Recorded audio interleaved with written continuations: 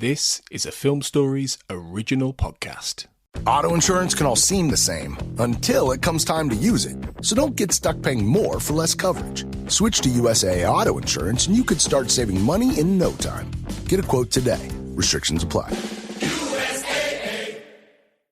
This is a message from sponsor Intuit TurboTax. Taxes was getting frustrated by your forms. Now, Taxes is uploading your forms with a snap, and a TurboTax expert will do your taxes for you. One who's backed by the latest tech, which cross-checks millions of data points for absolute accuracy, all of which makes it easy for you to get the most money back, guaranteed. Get an expert now at TurboTax.com. Only available with TurboTax Live Full Service. See guaranteed details at TurboTax.com/guarantees.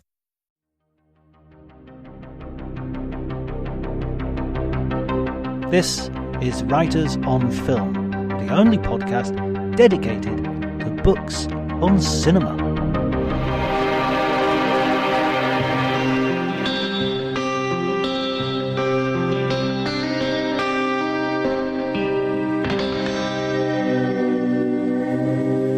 Hello everybody and welcome to Writers on Film. My name is John Bleasdale. I am a writer and film critic, and today I'm delighted to be joined by Alissa Wilkinson, the New York Times film critic, who has written her most recent book is We Tell Ourselves Stories, Joan, Didion and the American Dream Machine. Thank you so much for joining me, Alissa. Of course. Thanks for having me. I'm really excited for this conversation. I'm a huge fan of Joan Didion. I've read her novels, Play It As It Lays, Book of Common Prayer. I've read her journalism and her memoirs.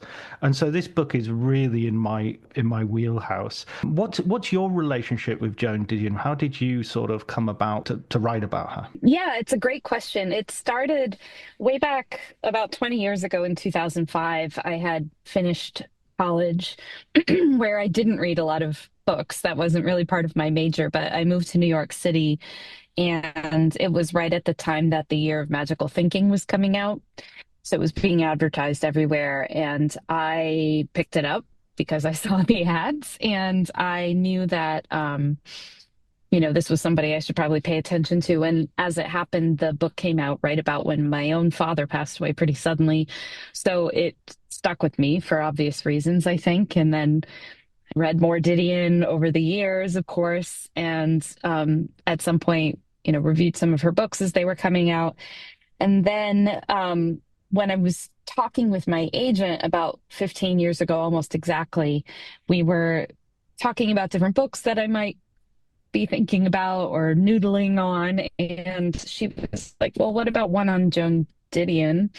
And I thought, oh my goodness, that's perfect. So that's where it started, and I really spent that whole summer of 2020 reading her things and watching movies and trying to come up with an angle that felt fresh and unexpected on her, and wound up with this Hollywood angle because I had known that she went to Hollywood, became a screenwriter, but I hadn't really thought about that as a broader lens onto her life and work. And once I started looking at her work through that lens, I could see that this was something she was writing about all the time, even when she was writing about her own life or she was writing about American politics. She was really looking at it through a Hollywood lens. So that's how I kind of arrived at this book. It's so interesting that I did exactly the same thing. I read The Year of Magical Thinking first, and it's almost like you're reading the wrong way round, really, in terms of how she's writing it. It's sort of looking through the wrong end of the telescope. Yeah, kind of purposely, too. I mean, she's going around and around,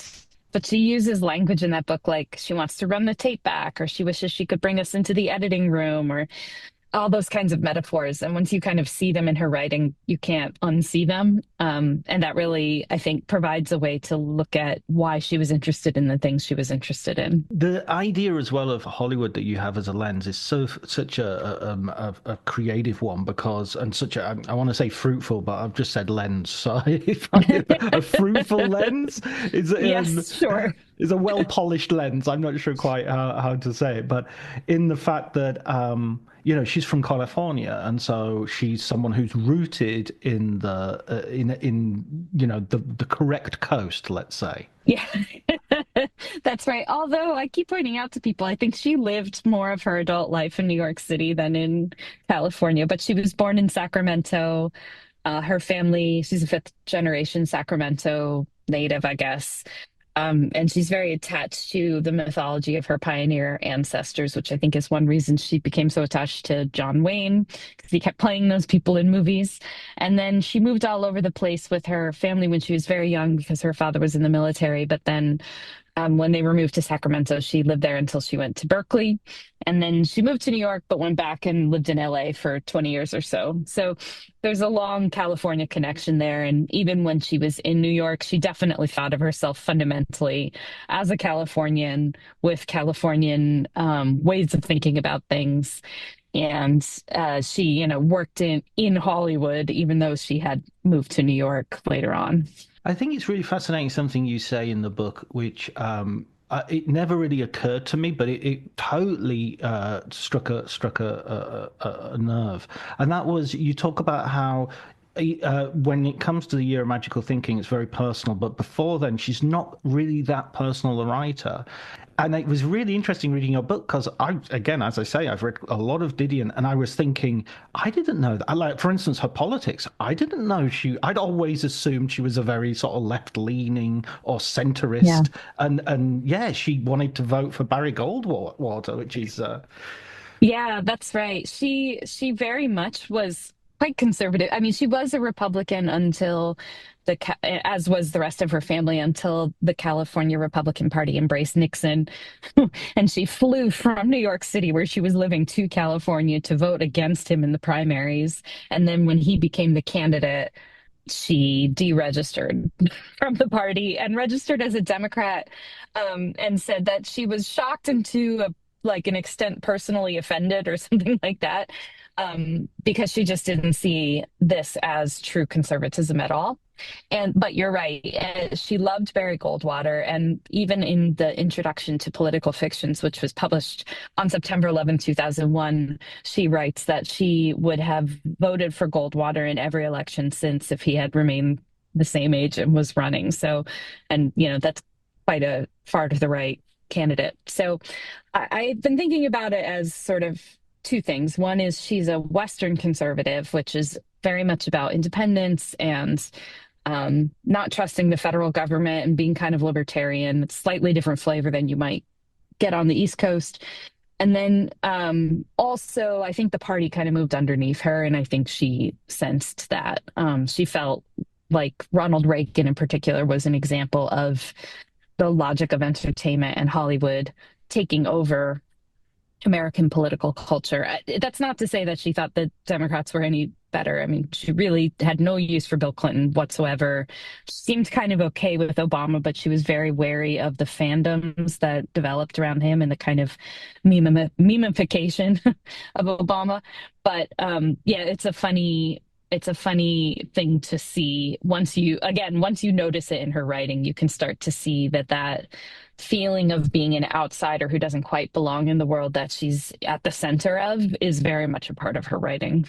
Yeah, I mean, straight after your book, I've started reading political fictions, sort of inspired So by good. it, and yeah, also because I want to fill that gap of my knowledge in her thinking, and it's interesting that she says straight away that her change from Republican to Democrat actually didn't involve much change at all, and that sort of puts a lie Yeah. to that two-party system. Exactly. Yeah. Her feeling is very much that there's almost no space between the two parties, especially as we kind of wind our way into the 80s and 90s, that they are both focused on the narrow slice of the population whose votes actually matter, swing state voters, basically, as we would call them now, and that there's a kind of fixation on the the show business and the money and those kinds of things, and less on what she saw in any case as being public service.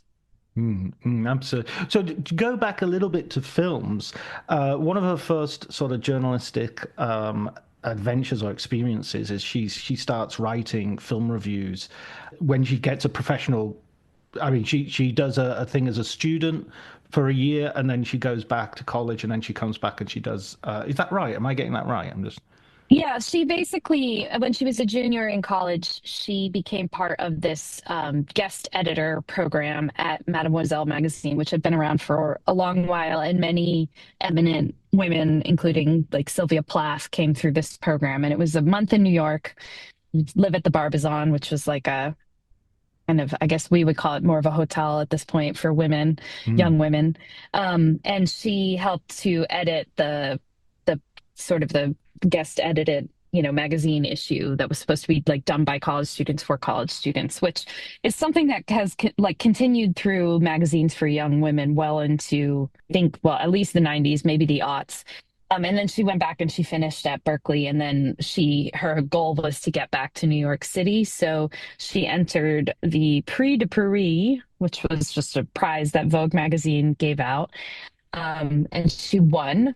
And normally it came with a trip to Paris, and instead she asked for a job.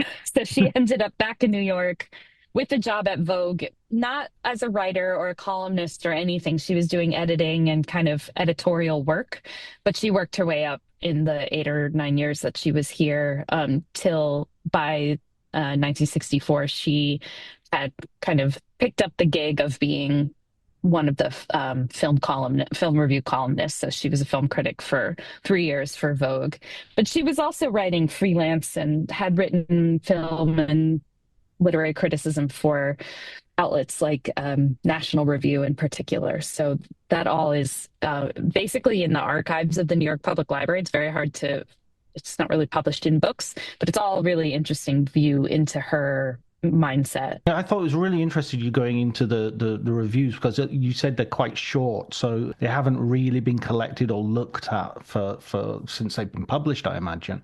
Yeah. And what's important to her are these moments, she says. Yes. Yes.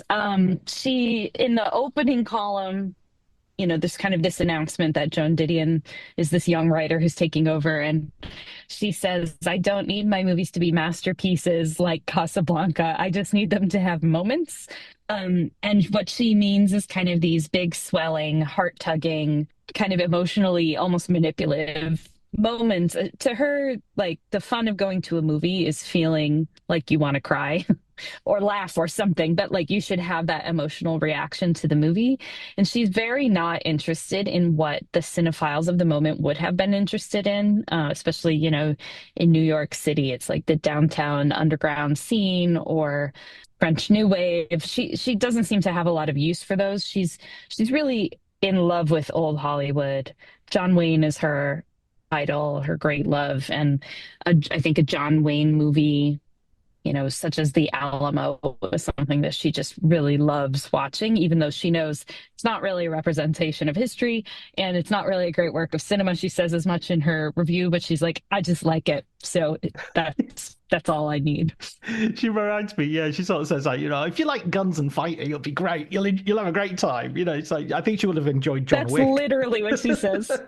Yes, I think she very much would have. Yeah, I mean, maybe she saw them. I don't know. She only died in 21, so there's a good possibility. And yeah, I wouldn't be surprised at all if that was something she would love. Um, just the idea of Joan Didion watching Fast and Furious and going, "Yep, that's what I want. That's what I want out of a movie." I I wanted to mean, ask. yeah, I was just gonna say she really loved biker movies. I mean, she was obsessive about them, those very violent biker movies. So I think that's very possible. Yeah, absolutely. The Wild Angels, Roger Corman. Well, this is pre Hmm. Easy Rider, Peter Fonda biker Yes. movie. I was going to ask you Hmm. actually. I mean, you're obviously writing criticism at one of the biggest outlets in the world. How do you Yeah. feel reading that criticism? Because that's really in your wheelhouse. Are you sort of going, "Oh, come on, Joan, you have to do better than that," or are you thinking, "No, no, I get you. I see what you mean." Yeah, yeah, I don't love her taste. But John that's Wayne, The okay. Alamo. Yeah, I mean, this is not what I love. But I do think that I love her. I love her kind of crankiness about the whole, like she clearly loves movies, but she also, when you read her reviews, you get the sense of someone who's having a fight in her head with maybe it was just some guy at a cocktail party, and she's like, whatever, these people think they're so smart because they love Truffaut, but actually, they're just they're just playing themselves. And it's certainly not what I think myself as a critic, but that's so much fun. And then also she's writing very, very short form reviews because she has a literal column, it's like 3 paragraphs tops. But all the Didion turn of phrase brilliance is in there. And, half of being a great critic is just giving some people something really fun to read. And I think she has that in spades from the very start. And she's a much more humorous writer in her 20s and 30s than she is later for the most part. So a lot of that kind of Dorothy Parker wit is in there, which is very delightful to read. Yeah, there's a pithiness and a sort of, for want of a better word, bitchiness at times Yes, that comes through. absolutely. Absolutely. And it's just this sense of like, come on, guys. I just think that's really funny and fun to read and fun to experience. And also, a lot of those reviews are of movies that I don't think anybody has seen in a long time. Who knows if they even really exist anymore. But there are other ones in there. I mean, there's Billy Wilder movies. There's the Pink Panther. She reviews the Pink Panther. So there's some really funny little nuggets in there that I think are worth reading. But as I said, they're not collected in books. So you really have to dig backwards into archives. And if you get them through the New York Public Library, you get like a scan of the page that the column was printed on, which means you get to see all the funny ads that are running alongside them for hair cream or silver service or I don't know, all kinds of things. I love that. You saw the Brill cream and the sort Yes, of cleaning products and stuff. And what's on at the exactly. cinema, what's on at the time. I remember Yes. reading her review of The Thin Red Line, the original Thin Red Line from the 60s, which was a very low budget film. And Hmm. she said it was like one of the best battle scenes ever filmed, ever. And it's Yeah, it's like she must be the only person to have that opinion. That's I just know. I know. because it isn't Paths of Glory. That's right. That's right. I mean, I think she always really delighted in being the only person who has this opinion. And that's very much descriptive of how she writes about everything, even when she's writing later about like very heavy and important news headlines or stories or happenings. She's always looking for a way to say something that she hasn't heard someone else say before.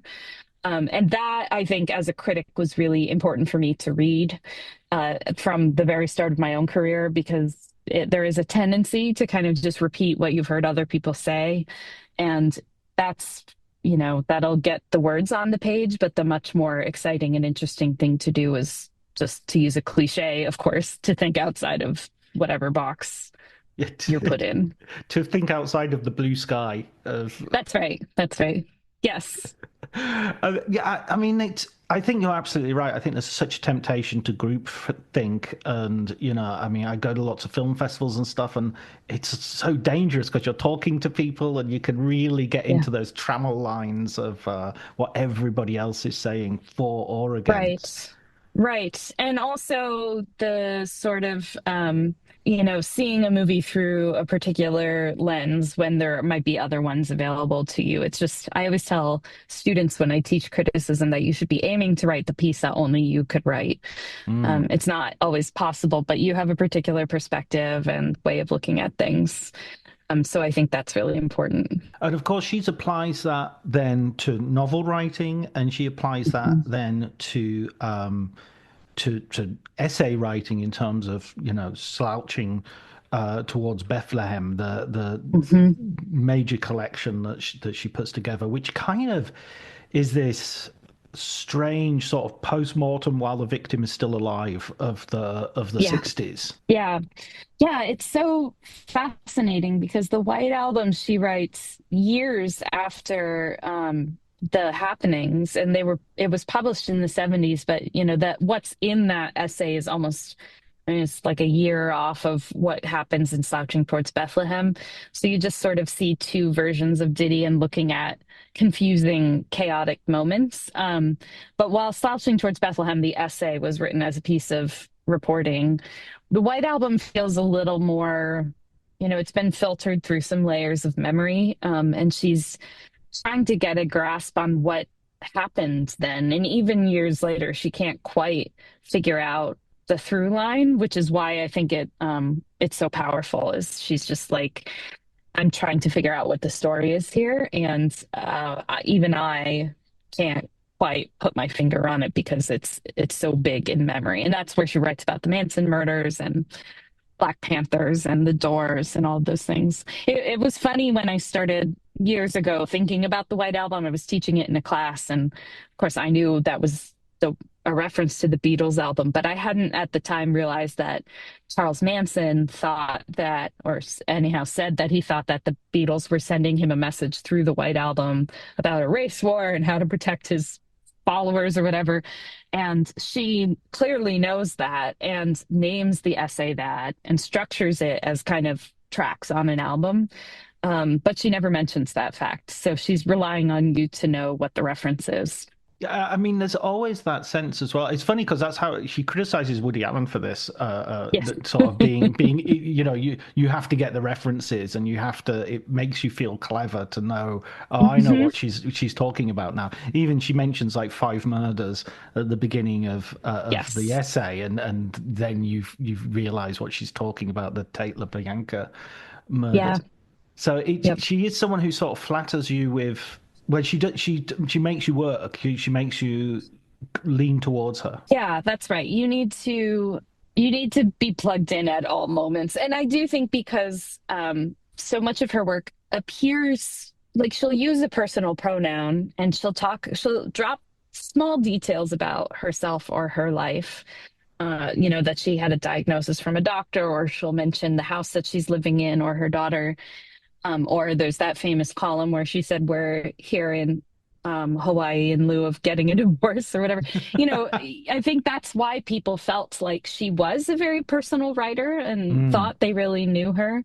And it's a little bit of why her late work comes as such a kind of a surprise and a gut punch to a lot of people, is that, there was so much she didn't say and didn't reveal, and that you kind of have to be paying very close attention to realize that it was probably a decade of reading goodbye to all that before I realized that, oh, there's like a whole other person lurking around in the back of this essay and I don't know who he is.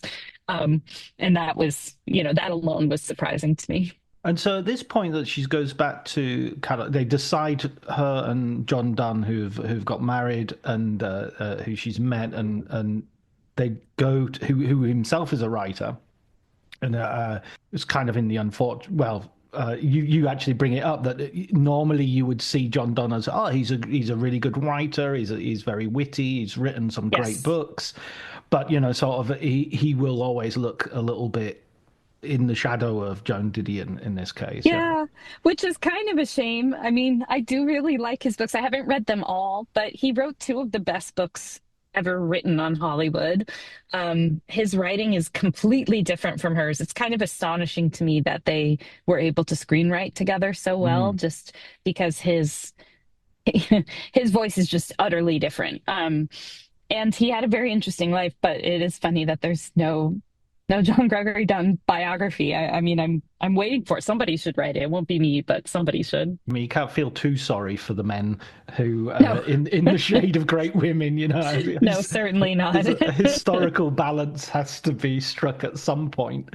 Yeah, and there's some level on which it seems like he didn't, he knew that this was his, he liked being what he was for her career, for sure. There's and so they're in Hollywood and they start to sort of make these deals. It's so interesting the way you describe how they approach this. Like, first of all, the idea of a team of screenwriters is such a great idea. It reminds me of a sort of Dashiell Hammett Thin Man couple, the Myrna Loy and William Powell sort of, but writing screenplays instead of solving crimes. Yeah, they were friends with Elaine May and Peter Feebleman, who Elaine May was friends with and was a playwright. And they just thought, well, why don't we form a company? and we'll run it like a law firm. We'll bill by the hour. And when people need a rewrite, because they were also used to doing rewrites at that point, a rewrite or punch up or whatever, we'll run it through the company and get billed, that way. And whoever's free can work on it at the moment. And this was partly because they just were tired of getting jerked around by studios and, being asked for extra work that they weren't paid for, all of these things. But it wound up in the end that it wasn't going to work out because of their various connections kind of disqualified them from working with everybody. But it's still a funny thing. And it's funny to me that, Didion and May were friends because there's kind of two no more different women, even though they had a lot of the same life story and a lot of the same, obviously social circle and all of that. Yeah, I think it's kind of interesting that there are so many women around that era and around that area, considering how few women sort of get into directing at this point. Yes. But how you do have, Elaine May obviously does get into directing, but you have sort of Carrie Fisher is writing screenplays at a certain point here, and certainly working as a script doctor.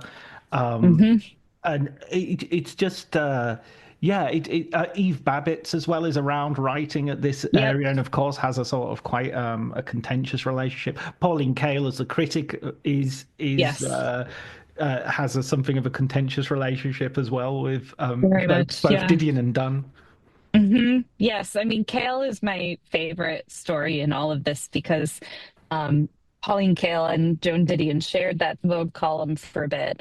So they actually, and that was before Kael was Kael. It was before the Bonnie and Clyde essay that got her over to the New Yorker. Yeah, but they really didn't like each other, even though they were quite similar in a lot of ways. They're both from California. They both Maybe went to that's Berkeley. why. That's kind of my theory is that sometimes you really dislike the people who remind you of yourself. And Kael by that time had gotten to New York and of course was having her own set of beefs with critics out here, I say as a New Yorker, but Didion and Dunn both jab at her a bunch and say, you think of movies as this art form that springs from the mind of a creative genius, and we're actually working in the movies, and we know that actually there's just a bunch of executives in a room making kind of dumb notes that we have to take, and we're just working toward, kind of getting the project done, and that there's a lot less single genius behind it. I mean, neither of them are completely correct. I think the answer lies somewhere in the middle part of that Venn diagram. But Kael clearly was miffed too and sort of wrote some nasty things about Play It As It Lays. And then John struck back. So there's this kind of back and forth that's really funny to read and funny to think about. And also, there's far fewer of those kinds of beefs today. Critics don't really get in fights very much anymore. Yeah, the world is poorer for it. I think that, that sort of feuding shows that Yes. something is at stake, Yes, yeah. I mean, I miss it and sometimes obviously, most film critics know each other. So I have sometimes joking conversations with friends about how we should start a beef to revitalize film criticism. But let's maybe manufacture we'll do it today. Yeah, That's right. That's right. I figure, it couldn't hurt. absolutely. Whereas, I don't know, just getting mad at a film or for a casting decision or something like that, it seems like a poor excuse for an argument. I agree. And it's sort of boring to get mad at the studios. Conventional wisdom tells us that they'll do whatever they think will make the most money. And our job is to be like, but what about the movies themselves? Yeah, I don't think I've gotten mad at a casting decision in a very long time for that reason. I had a funny experience today. I was reading a review of the David Mamet, Glengarry Glen Ross play, and it said something in the first paragraph about, can we separate the art from the man? And I was like, well, wait a minute. I mean, I know he's objectionable. I don't agree with him, but I have absolutely I have no Right. problem with his work. Yes, yes, it didn't even occur to me to separate the art from the man. I know. I saw that show last week and I thought about it briefly because, of course, that's in my brain. And, but, it's not really a show about nice people doing nice things or like some kind of aspirational moral or ethical stance. It's just about bad people doing terrible stuff and how awful capitalism can be. And that seems fine. I think he nailed it. Yeah, absolutely. We'll be fine. I absolutely agree. So we've got them actually writing screenplays, and the first screenplay that sort of comes to production, it's one of my favorite films of the 70s, Panic in Needle Park. Hmm. It's just Yeah. absolutely, I think it might even be one of my favorite Pacino performances. Hmm. Yeah. Not to mention Kitty. I want to say Kitty. Kitty Win. Yeah. Kitty Win. I knew it was a Hmm. short surname. Yeah. Yeah, that's an interesting one. I mean, they had not been in Hollywood too long. They were trying to kind of get a toehold as screenwriters in the business. And John's brother, Nick, Dominic, was working there as a TV producer at the time. But John said we weren't getting any, you know, work basically. So we Mhm. decided to write something and have it produced. And they put some of their own money in. Nick did as well. And it's an adaptation of a kind of a piece of hybrid fiction, nonfiction reportage, I guess, about addicts in Needle Park, which, if people are familiar with New York City, is now where the 72nd Street 2-3 stop is on the train, which is very funny because there's like a Trader Joe's there and a couple pizza shops and a few Panic in blocks north of Trader, Lincoln Center. Yeah, Panic in exactly. It's Trader not. Joe's doesn't quite have the It's ring, does it? certainly, yeah, there's Needle Park is not littered with needles anymore, I can tell you that. But yeah, it's a great movie. It's probably one of the great there was kind of an era of drug movies. Supposedly it's the first film where someone shoots up on camera. And it's dark, but it's also really the Pacino performance in particular is so good. It was actually Kitty Wynn who won an award at Cannes, but this is Al Pacino's second screen role, and the first one was some minor part. So you just watch him, and it's like, oh, this guy's a star. Very obviously, just leaps off the screen at you. And it's also a very dark film, and it also feels very new Hollywood, which is funny because it didn't really feel like they were trying to be new Hollywood screenwriters, but that was what was of interest at the moment.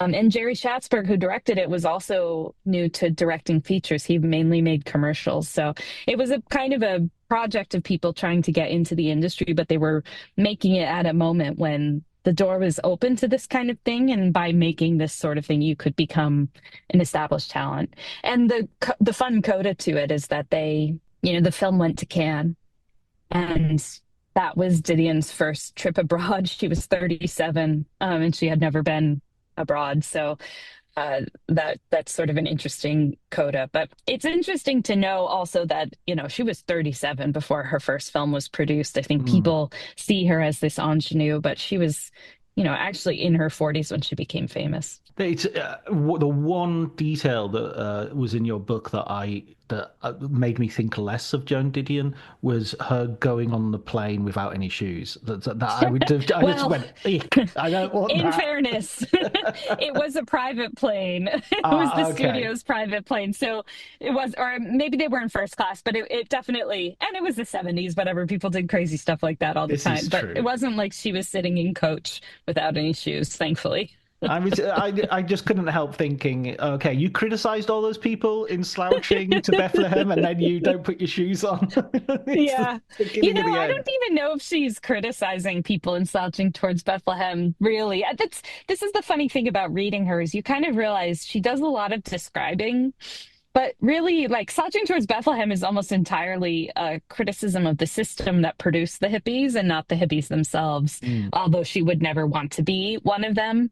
She also is kind of one of them. And when she writes that, she's like living in a really janky part of LA and partying with rock and roll stars. And so it's kind of interesting to kind of put all those pieces together when you're reading her. Yeah, yeah. I mean, the other thing I thought about Panic in Needle Park when I was reading and I was remembering the film was I was thinking, I wonder if Joan Didion was reviewing this film, Mm, where the moments would be. right. Yeah. I don't even, I mean, again, it's not the kind of film she tended to review positively, which Right. just surprises people. But if you remember that a lot of their way of thinking about screenwriting was let's do what we need to do to sell the product. And I don't mean that in any kind of a derogatory way. I think it's a pretty smart way to work in the business. But, at some point, a lot of the successful screenwriters in Hollywood have figured out, well, I write action movies when action movies are popular, and I write rom-coms when rom-coms are popular. And for them, they start with the Panic in Needle Park, but the last screenplay that went to the big screen of theirs is Up Close and Personal, which couldn't be more different in all ways, and stars, Robert Redford and Michelle Pfeiffer. So their output on the screen has some consistencies across it that you can kind of detect, but they're all very different films because they were writing them for the era in which they were coming out and not according to some lofty ideas about what art should be. Yeah, they're very pragmatic, aren't they? It's like They are. we'll do A Star Is Born because it's a good idea rather than of any love for the original material. Right. Yeah. They were like, we want to make a rock and roll movie. This is a good way to get it done. Exactly, exactly. And when Barbara Streisand gets a bit too, and her husband get a bit too annoying, we'll ditch it and we'll Yeah. take the money and run. We'll get paid anyhow. We'll get the credit. And I believe John's line was, it's our beads, but not our necklace. Yeah. He had some great lines as well. I remember one of the ones you quote about Pauline Kael criticizing the cellist for the tuba solo. Yes. Yes. Incredible, incredible phrasing. I mean, John was very much, the product of a large Irish Catholic family that tells a lot of stories of their own in Connecticut. So he just has a New Englander way of expressing things. And if you read Griffin Dunn's book, his memoir about their family, Griffin is his nephew. You kind of see where he came from. It's pretty great.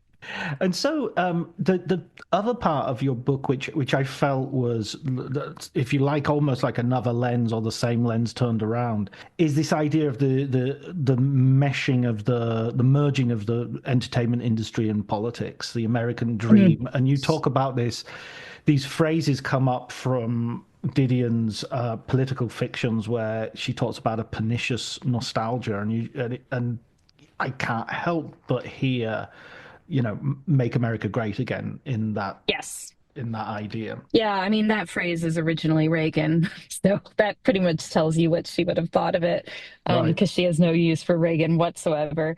Yeah, this is really where the book came together for me. I was still looking for the angle on the book, on her life. And I read the essay Insider Baseball, which is in political fictions. And it's about, well, she's a political reporter now, and she's following the Dukakis campaign. And she is not really listening to what the candidate is saying.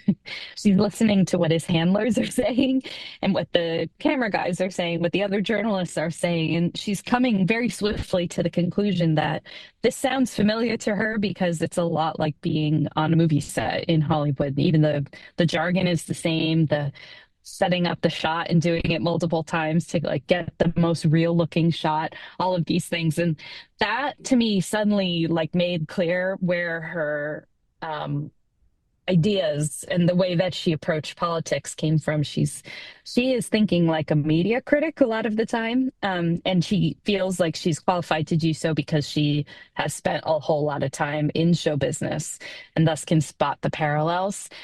So that's where I realized that the book couldn't just be, well, there was no reason to write a biography of Joan Didion because one exists and it's very good. And there was no reason to just sort of talk about her Hollywood years. I felt like instead thinking about Hollywood as a framework through which we could look at her gave us that in her political reporting as well as early in her life and all of those other things.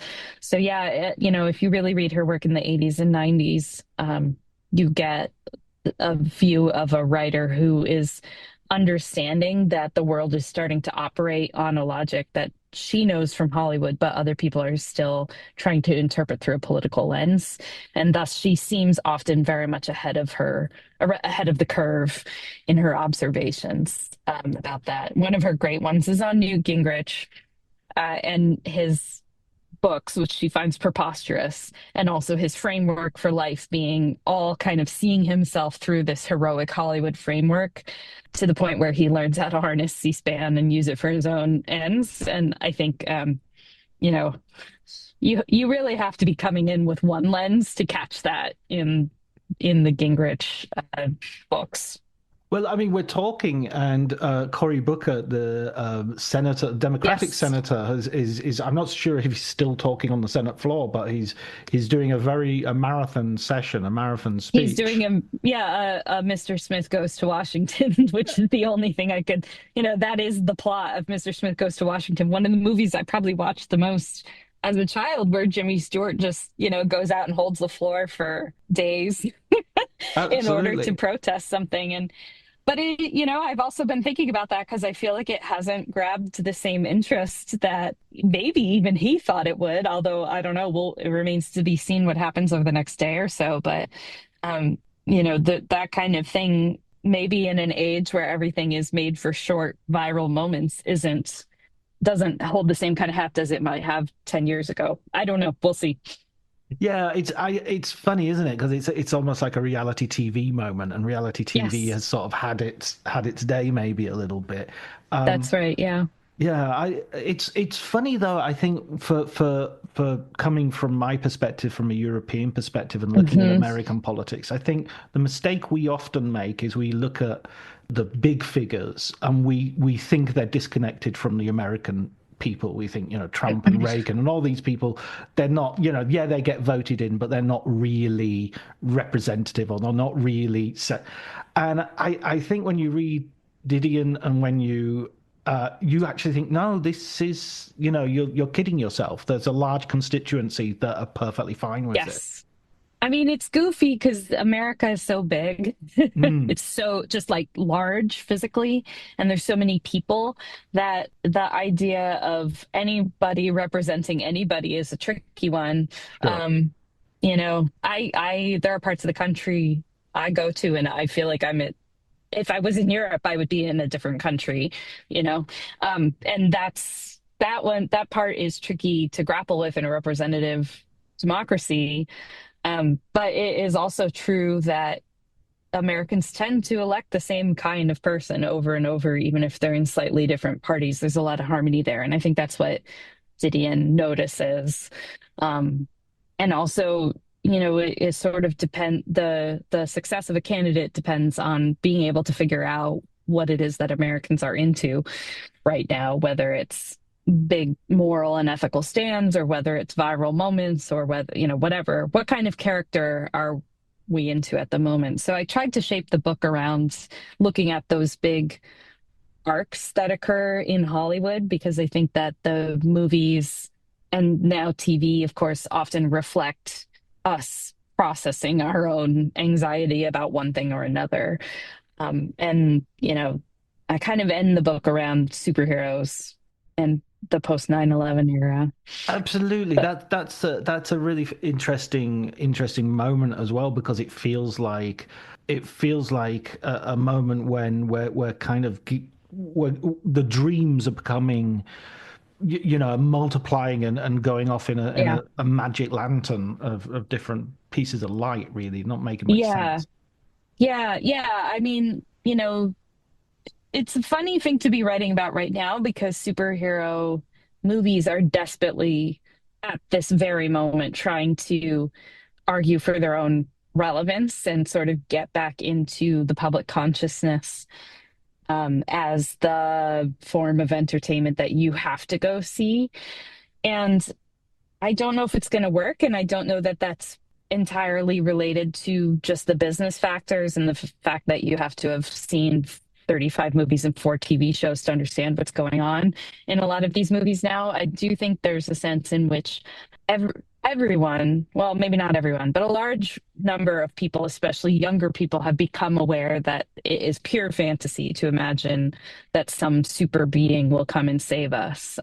Actually, we should probably be scared of that person, right? So it starts to feel like an outdated fantasy, and I don't know what comes next. I feel like we're teetering on the edge, waiting for the next era of the big arc to appear. I don't know what it is, but I'm guessing it will be in the realm of dystopian science fiction. So we'll see. I and the thing that sort of strikes me as odd is because often the go-to is to compare it to the Western or something like that. But Yes. the thing that's straight that seems different these days is you have an entire studio which is based on one genre, which is Marvel. And Yeah. it's sort of like I don't see Marvel going, you know what, we'll start making Westerns now and we'll start making gangster movies. Right. Well, and they have at times dabbled in other genres. You know, they've sometimes made I mean, Logan, well, Logan is the wrong studio, isn't it? But like those kinds of movies, they have Mm, kind of a genre cast to them. But I guess that's DC. So I mean, I think the Marvel issue is that they have created their own genre with its own genre tropes, which includes like having a fight within the first 10 minutes of the film and like sort of different emotional points that they have to hit. And it's just kind of boring after a while, I mm, think. And each of the movies appears roughly the same unless you're super invested in the mythology and the lore. And the average film goer just isn't. You know, mm. so it makes sense that a Star Wars would retain interest from people because they've had nine canonical Star Wars films. I can watch that many movies, but I Mm. can't watch all these side quests and side quells and whatever. And, I think they thought the multiverse was going to save them, but then it's like, I don't even know what you're talking about anymore. Like, didn't that guy die? So that's really tough to do, after, except with the most hardcore fans. And unfortunately, you can't make a $200 million movie for just the most hardcore fans. So maybe a shift is coming. They will have done it to themselves, but that in itself is revelatory and interesting.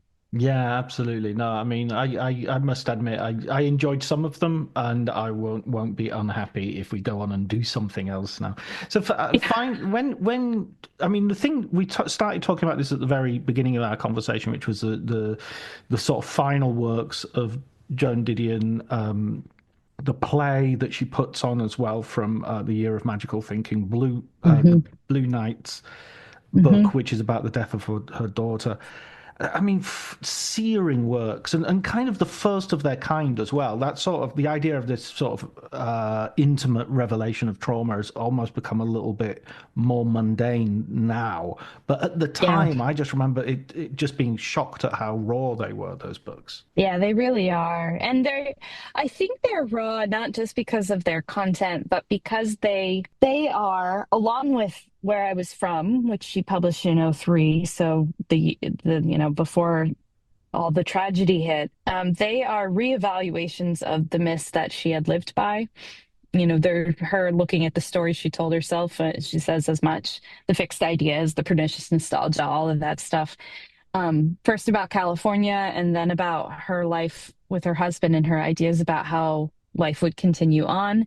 And then her remembering kind of herself as a mother and thinking about her own self narrative around motherhood.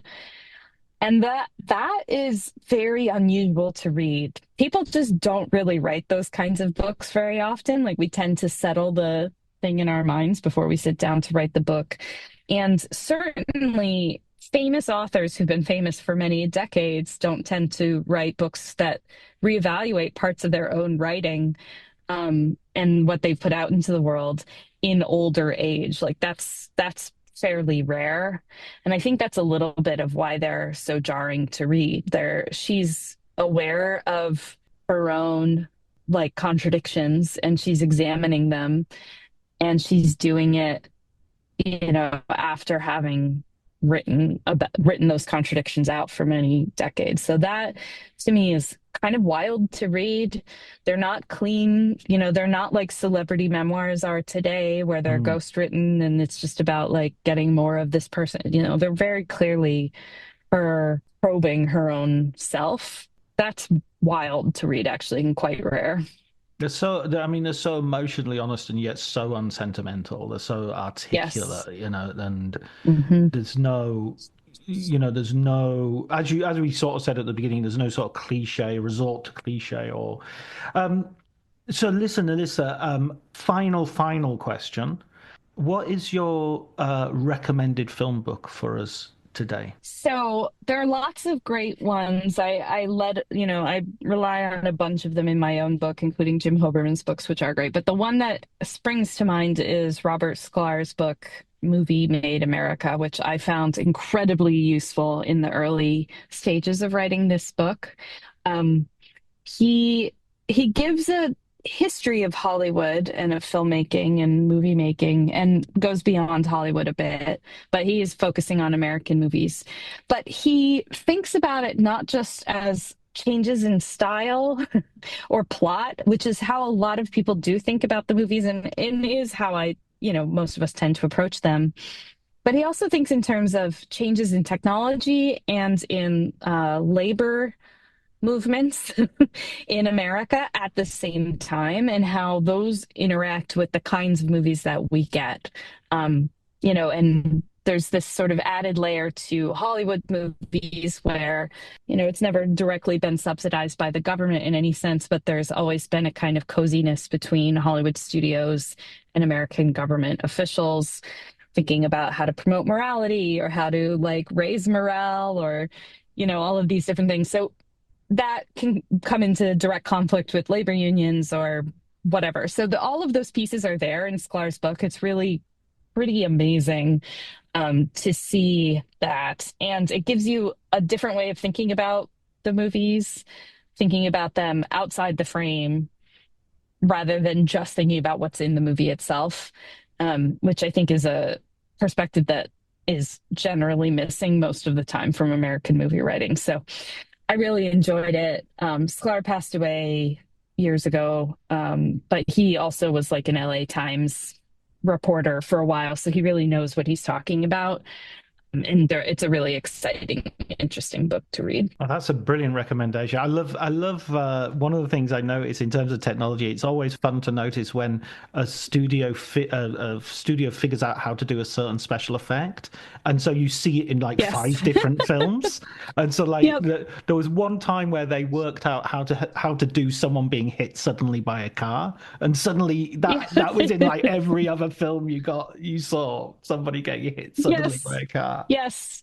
Yeah, absolutely. Yeah, you see that all the time. And I think it makes sense once you've got the technology together. I still maintain that whatever Disney is doing with this quote unquote live action thing where they make lions talk and whatever is actually just them testing out some technology that they intend to sell to the government or something like that. But we'll see. That's the conspiracy theory, I believe, most wholeheartedly. It's certainly not working on the entertainment front. So. hmm Yeah, yeah. I guess if you can sell, I mean, they're still making a lot of money off those movies, even the ones that seem to be flops. So, yeah, it's pretty funny. But when someone said, oh, there's going to be a live action Lilo and Stitch, I was like, that's not live action. That's animated. Like Stitch is not a creature who really exists. And people are like, yeah, whatever. And that's how fun I am at parties. Yeah, live action SpongeBob. Well, that's just That's a right. sponge. That's just terrifying. Yeah. Exactly. Already the CGI version was pretty scary. So, yeah, Yeah. no. These are trends that we need to nip in the bud as soon as possible, I think. But That's my right. That's my right. influence is not good. Listen, Alyssa, thank you so much for joining me. I put the link to your book in the show notes, but it's highly recommended for Joan Didion fans and for people who don't know much about Joan Didion, and it's a great sampler and introduction. Yeah, that was my hope, and my hope was that it's also, a new angle for people who do know her work, just a new way to think about her. Well, that was definitely I was of that group, and that definitely worked for me. So thank you for That's that. great. Of course, thank you so much.